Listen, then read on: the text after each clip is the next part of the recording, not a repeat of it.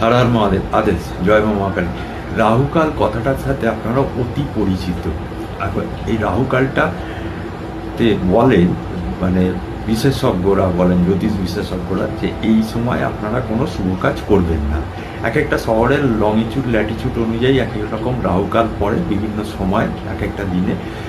এখন ব্যাপারটা হচ্ছে, আপনি কি হাঁ করে বসে থাকবেন রাহুকালের জন্য? কোনো শুভ কাজ করতে পারবেন না? এটা কিন্তু সম্পূর্ণ আপনাদের ভ্রান্ত ধারণা দিয়ে দেওয়া হয়েছে মনের ভিতরে। এখন আমি বলে দিচ্ছি এই রাহুকালটা কি এবং কেন কি কি কাজ করতে পারবেন না।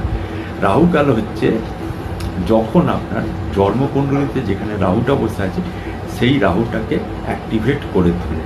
অর্থাৎ রাহু সর্বক্ষণই খারাপ ফল প্রদান করে নর্মালি।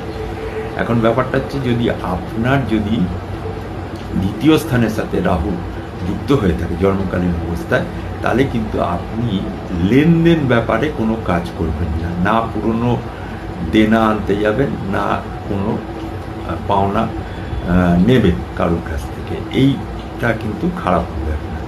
সেকেন্ডলি হচ্ছে, আপনি যদি আপনার বিদ্যাস্থানের সাথে যদি কোনো রাহু জড়িত হয়ে থাকে, তাহলে কিন্তু ওই সময়টুকুনির জন্য আপনি কোনো নূতন কোর্সে ভর্তি হওয়া, পড়াশোনার ইত্যাদি সিদ্ধান্তগুলো নেবেন না বা ভর্তি হবেন না।